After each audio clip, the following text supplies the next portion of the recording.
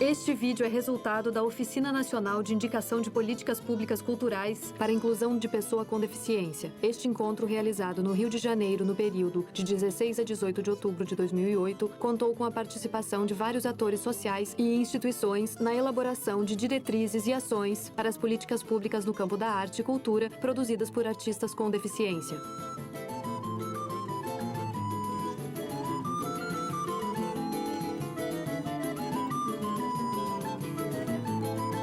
Imagem de um rapaz em uma cadeira de rodas saindo de um quarto de hotel. Ele sai do quarto impulsionando as rodas da cadeira com as mãos, fecha a porta e anda pelo corredor.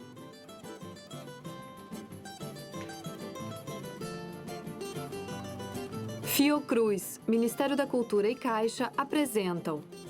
Chega em frente aos elevadores e estica o braço para acionar o botão do elevador. Outro rapaz com uma deficiência física que faz com que caminhe com dificuldade chega e entra no elevador com o rapaz cadeirante.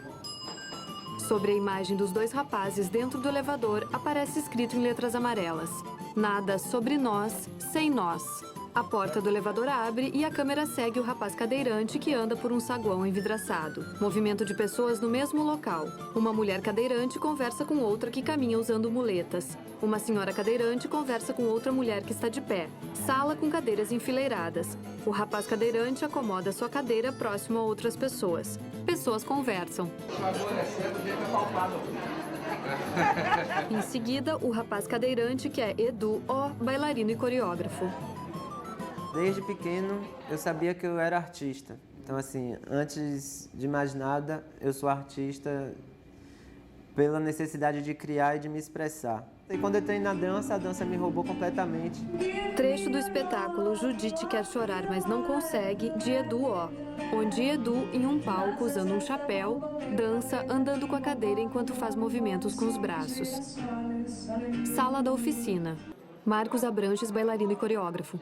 A dança já faz parte da minha vida e o meu desejo é passar a minha missão de vida para todos, não só pessoas com deficiência, sem deficiência também. Na sala da oficina, Marcos dança jogando-se no chão de costas. Fala com o braço esticado para frente. Eu vou com você. Arnaldo Godoy, diretor teatral. teatral. A arte é uma das poucas ações do humano que tem o potencial de superar, de humanizar, de igualar as pessoas.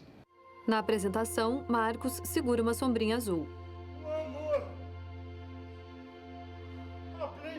Jorge Márcio de Andrade, coordenador do DEFNET. Eu acredito profundamente num papel, eu diria, de valorização da beleza, da arte, da estética, num ponto de vista de um paradigma ético, estético e político. E que as pessoas com deficiência têm que ascender a esse paradigma, saindo de um modelo que se tinha em relação às pessoas com deficiência, que era um modelo puramente biomédico e reabilitador. Paulo Amarante, Fiocruz. Falar que a arte é terapêutica é reduzir a arte e a cultura a uma função, né? E ela é fundamental como dimensão da vida, como dimensão ética, estética, política, social. A arte é tudo isso, né? Nós queríamos reunir essas pessoas que vêm lutando nessa área há muito tempo, construindo essa área, para com elas construir uma política pública. Isabel Maior, CORDE. As pessoas com deficiência vão mostrar quais são as suas necessidades. Né? E nada melhor do que as próprias pessoas para apontar quais são essas dificuldades que passam no dia a dia. Fred Maia, coordenador Mais Cultura, MINC. O Ministério entende cultura como uma necessidade e como um direito. Direito esse que a pessoa com deficiência tem. E o Ministério quer atender, ouvindo, construindo essas diretrizes. Ricardo Lima, Ministério da Cultura. Essa oficina, ela está cumprindo exatamente a sua função, que é de construir políticas públicas e ajudar o Ministério a entender melhor essas pessoas, essa parte da sociedade tão excluída, né, tão discriminada. Né? Se eu quiser falar com Deus, Apresentação de Inês Helena na oficina. Ela canta enquanto o violinista Kiko Chaves toca violão.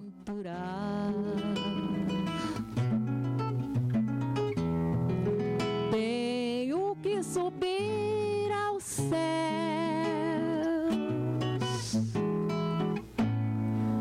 sem cordas pra segurar. Patrícia Dornelles, Ministério da Cultura. Damos início à oficina de políticas públicas de cultura para pessoas com deficiência. Isabel Maior. O mais importante é que as pessoas com deficiência poderão contribuir também para o desenvolvimento da cultura no nosso país. Na verdade, eu acho que o maior problema não é a pessoa se manifestar como artista. Que quem é artista, independente de ter ou não um tipo de deficiência. Eu acho que o maior problema está no público com deficiência, porque esse não tem acesso à cultura. Por exemplo, no decreto da acessibilidade, e nós tivemos essa experiência com a sala Funarte Plínio Marcos, lá em Brasília, quando fizemos um grande evento junto com a Funarte, que precisamos adaptar todos os camarins. A coxia teve que ser tornada acessível, porque o artista com deficiência precisa daquele aspecto. Assim como os gestores dos espetáculos precisam conhecer mais essa diversidade de público que vai receber. Haverá na face de todos trechos de programas da TV Tantã. E na face de alguns, risos sutis, cheios de reserva. Muitos se reunirão em lugares desertos e falarão em voz baixa em novos possíveis milagres. Para isso fomos feitos, para lembrar e fazer chorar. Oficina, Mesa 1, Cultura e Deficiência, Trajetória e Perspectivas. Primeiro, contar que eu estou emocionada de ver tantos artistas juntos. O que a gente vai estar falando aqui é justamente um lugar de um diálogo, de que a gente possa dialogar entre cultura e estética. Andréa Chiasorin, AVSA Brasil. O que a gente mais trabalha é a aceitação da diferença, que faz com que o outro passe a se perceber importantemente sendo diferente. A dança localiza isso, esse lugar de reconhecimento do seu corpo. Por isso, porque você passa a partir da referência do seu corpo e não do corpo do outro. É o contato do corpo consigo que faz um aprendizado do respeito e da aceitação de si. Trechos de espetáculos das companhias de dança Limite e Pulsar, onde bailarinos com e sem deficiências realizam movimentos coreográficos. João Paes Loureiro, Universidade Federal do Pará. O primeiro contato que eu tive com essa questão, eu era professor de um curso vestibular. E, de repente, no primeiro dia de aula, eu vi um barulho no fim da sala. E era um aluno cego que estava tentando pegar os rascunhos, gravando lá na sua maquininha. Foi quando, pela primeira vez, que eu vi que a tão decantada diferença transforma-se frequentemente em desigualdade. Toda a humanidade se encaminhou para um rumo que é aquele que representa, digamos, a maioria da população. Todos os equipamentos estão organizados nesse sentido. É quase refazer uma parte da vida social, da vida econômica, da vida cultural, com esse novo parâmetro. Realmente não é fácil, mas o fato de não ser fácil não significa que deva ser abandonado. Imagens da oficina. Participantes levantam a mão para falar, Marcos Abranches ao microfone, debatedores na mesa com um intérprete de Libras traduzindo. Mesa 2. Nada sobre nós sem nós. Arnaldo Godoy, diretor teatral e vereador BH. O legado nosso é de passividade ao longo desses 2.000 anos, 3.000 anos. Ou a gente era eliminado, exterminado, literalmente, ou isolados. Estou falando isso grosso modo, né? O nosso movimento de pessoas com deficiência, quando caminha, né, no sentido da obtenção dos nossos direitos, é muito recente. Se esse nosso segmento não se politizar, não no sentido partidário, né, no sentido da organização, de pressionar, de construir, de estabelecer pontes, né, canais de interlocução com o poder público, com iniciativa privada, se não participarmos da vida assim, do mundo do trabalho, dos sindicatos, eu acho que a gente se empobrece e não consegue fazer com que as leis sejam executadas. você participar do movimento artístico com pessoas de diferentes matizes étnicos, de gênero, religiosos, né? Essa é a aventura fabulosa da vida, é a convivência com o diferente. Tatiane Quadros, do grupo de teatro do Instituto Londrinense de Cegos. Eu disse a meu pai um dia que eu não devia ter nascido mulher. Tinha que ter nascido fumaça. Angel Viana, coreógrafa e professora de dança RJ. É importante entender que trabalhar com a diferença é trabalhar com a cabeça, é trabalhar com o seu coração, é trabalhar com o seu sentimento, é trabalhar com o que está dentro de nós. Rogério Andreoli, ator e bailarino, Companhia de Dança Pulsar. Nós precisamos de uma política artística efetiva que comece hoje e perdure. Eu estou super impressionada e muito bem impressionada com esse movimento da dança. Daisy Viola, professora de pintura. Há pouco tempo atrás, alguém de cadeira de rodas me dissesse que quer ser bailarino. Eu digo, cara, vai pintar, vai cantar, vai fazer outra coisa. Mas, por favor, já temos problemas suficientes. Eu sou um criador e não me coloco como artista da dança inclusiva. Eu faço dança contemporânea. Não existe uma técnica de dança inclusiva, é apenas um segmento da dança. Para mim, a minha deficiência física é um predicado. Rogério Andreoli. Predicado mesmo. É uma qualidade. E das boas. Entendeu? Eu tenho muito orgulho de ser o que eu sou. O meu orgulho de ser deficiente está em exatamente como eu consegui pegar um limão e fazer uma deliciosa limonada para matar a minha sede e a sede dos outros. Cena de um espetáculo de dança onde duplas de bailarinos realizam movimentos. Mesa 3, Patrimônio, Difusão, Fomento e Acessibilidade. Ambos, por suas singularidades, são chamados de pessoas com deficiência. Jorge Márcio de Andrade. Ele não anda com as próprias pernas, mas, pelo dito, sempre viajou pelas galáxias. Até o chamam de lunático. Ela nunca vivenciou uma nesga de luz, porém é uma exploradora de imaginários mundos do além. Ambos estão agora esperando na antessala dos senhores futuro que não chegam à sua chance de poderem vivenciar outras sensações. Ser humano é entender que a diversidade leva à unidade, que a unidade leva à solidariedade, que a solidariedade leva à igualdade, que a igualdade leva à liberdade, que a liberdade leva à diversidade. Está no livro dos livros, que é um livro de um povo nômade das areias do deserto. O Brasil tem o último censo de 2000, com uma população de 14,5% da população brasileira, com percepção de deficiência ou alguma forma de deficiência, tá? Mostrando que nós temos hoje provavelmente 25 milhões de pessoas na nossa população atual brasileira e que são pessoas que são cidadãos e têm o direito de fazer a ligação entre cidadania, políticas públicas, direitos humanos e democracia tornarem-se indissociáveis. Cláudia Werneck, Escola de Gente RJ. Pela ONU, existem 600 milhões de pessoas no mundo com deficiência, 400 milhões nos países em desenvolvimento, a maioria África, Ásia, América Latina. Ou seja, não encontrar pessoa com deficiência nos projetos de combate à pobreza e de desenvolvimento nas camadas populares deveria ser um espanto. Participante com deficiência visual. Eu escutei 2 vezes a palavra deficiente. Eu não sou deficiente. Eu sou uma pessoa com deficiência. Deficiente é aquele que não é eficiente. É só uma questão de conceito. Sebastião Narciso, escritor e ator. Agradeço muito de estar aprendendo coisas aqui, técnicas, terminologias, mas não sei o que isso vai mudar na minha vida, saber se eu sou cego, se eu sou deficiente visual, se eu sou um ceguinho. O que interessa é a gente cuidar aqui da qualidade de vida.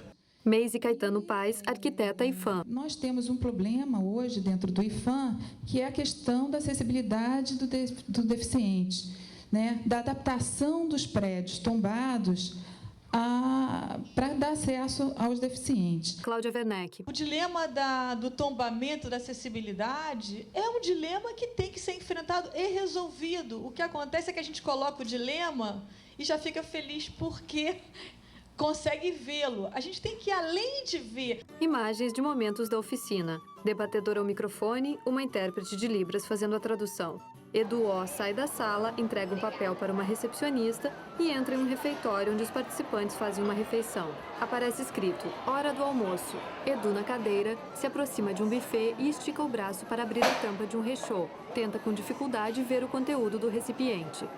As dificuldades são inúmeras. Eu não tive especificamente nenhuma dificuldade pela escolha da dança, pela escolha da arte.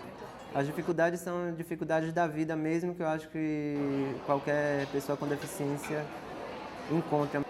Um evento como esse eu acho de suma importância por questionar e por fazer refletir sobre o que já foi alcançado, né?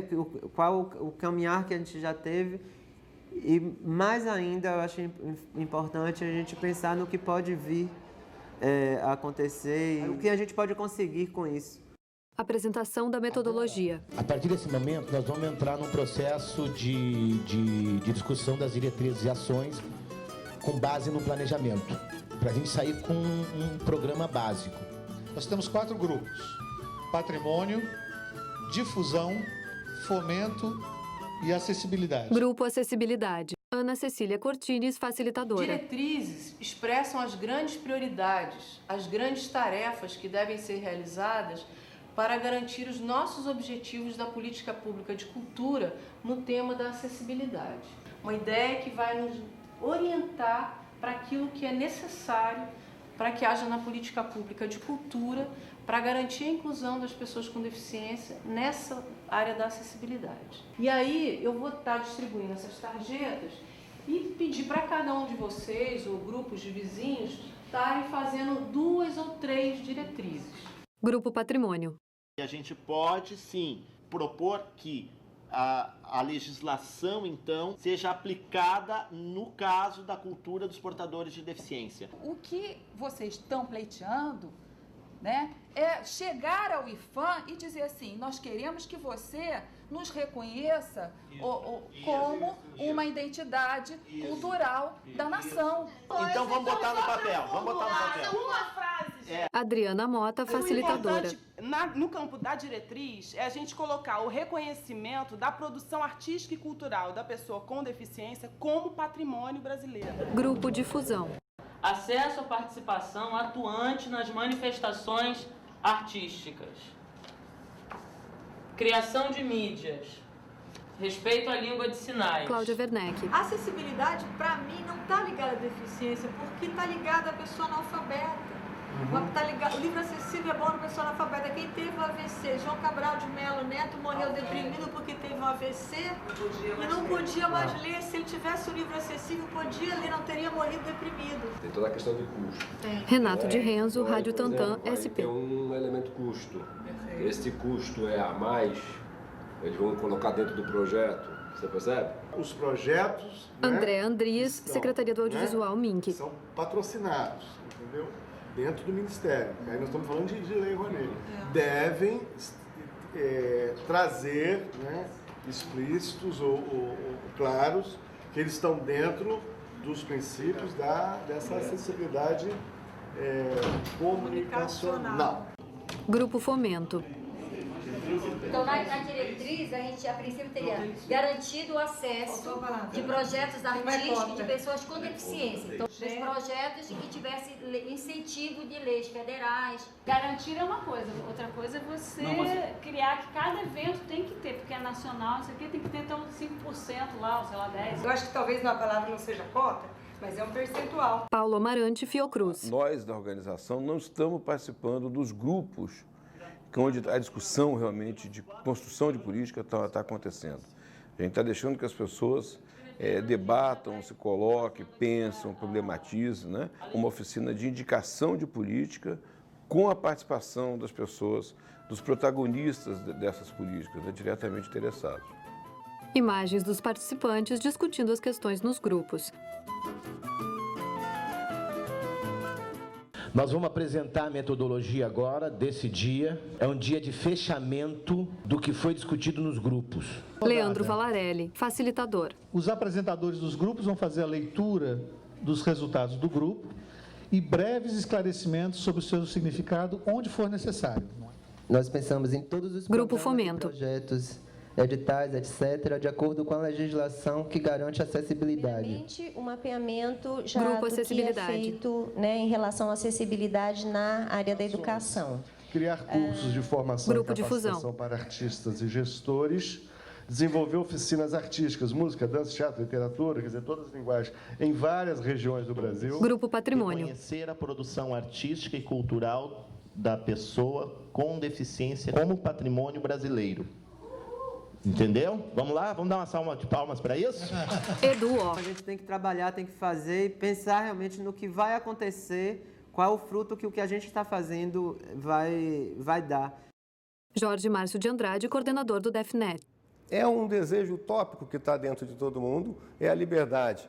E se o sujeito com deficiência tem acesso aos meios para exercitar essa capacidade humana de sonhar e criar, eu acho que a arte é profundamente libertadora, profundamente transformadora da vida desse cidadão e cidadã. Sobre a imagem de cenas de espetáculos, sobem os créditos finais. Coordenação da oficina, Ricardo Lima, Cid Mink. Paulo Amarante, Lápis, ENSP Fiocruz. Equipe Lápis, Edivaldo da Silva Nabuco. Fernando Sebastião Oliveira. Leandra Brasil da Cruz. Mariana Nogueira Rangel. Paloma Eustáquio Moura. Patrícia Vieira Duarte. Raquel Passos Gouveia. Wanda Luiza Pellegrino. Equipe Cid Mink. Patrícia Dornelles. Júlia Fonseca, Karina Oliveira, Aline Mesquita. Produção do vídeo, CECIP, Centro de Criação de Imagem Popular. Diretor executivo, Cláudios Secom. Diretora administrativa, Diná Froté. Coordenação financeira, Elcimar Oliveira. Direção e edição, Gustavo Cascon. Câmera, Renato Andrade, Carlos André Rocha. Som, Luiz Carlos Lima. Produção, Roberta Domingues, Maísa Rebelo. Assistente de edição, Flávio Secom. Músicas de João Tomé. Audiodescrição, Graciela Pozobon. Tradução para Libras, Jonatas Narciso. Ministério da Saúde, Fiocruz, Fundação Oswaldo Cruz. Escola Nacional de Saúde Pública, Sérgio Arouca, ENSP. LAPS, Laboratório de Estudos e Pesquisas em Saúde Mental. CECIP, Centro de Criação de Imagem Popular. Caixa. Ministério da Cultura, Secretaria da Identidade e da Diversidade Cultural. Brasil, um país de todos, Governo Federal.